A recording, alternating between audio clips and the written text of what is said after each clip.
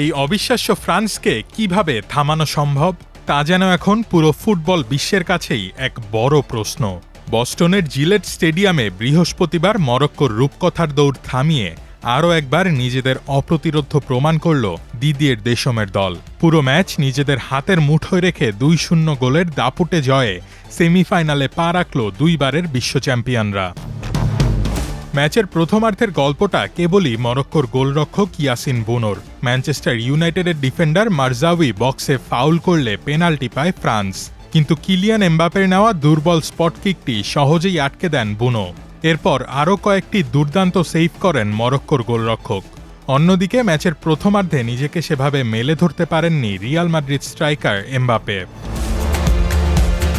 তবে বিরতির পর যেন খোলস ছেড়ে বের হয় ফ্রান্স। ৬০ মিনিটে পেনাল্টি বক্সের ঠিক ভেতর থেকে দুর্দান্ত এক বাঁকানো শটে গোল করে আগের পেনাল্টি মিসের প্রায়শ্চিত্ত করেন এমবাপে।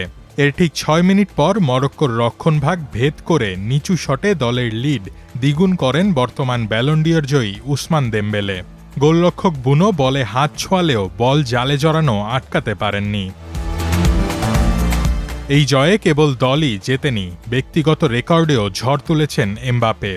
এই গোলের মাধ্যমে এবারের আসরে নিজের ৮ম গোল পূরণ করে তিনি ছুঁয়ে ফেললেন আর্জেন্টিনার লিওনেল মেসিকে। তবে অ্যাসিস্ট বেশি থাকায় গোল্ডেন বুটের দৌড়ে এখন শীর্ষেই আছেন ফরাসি তারকা।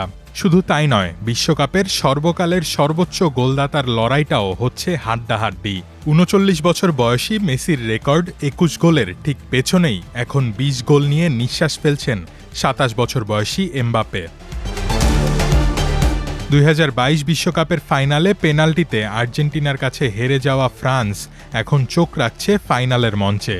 তবে তার আগে আগামী মঙ্গলবার ডালাসে টুর্নামেন্টের সেমিফাইনালে তাদের পার হতে হবে স্পেন অথবা বেলজিয়ামের বাধা। এমবাপে দেমবেলেদের এই আগ্রাসী জয়রথ কি কেবল বিশ্বকাপ উঁচিয়েই থামবে? উত্তরটা কেবলই সময়ের হাতে। রোহান আদনান, প্রথম আলো।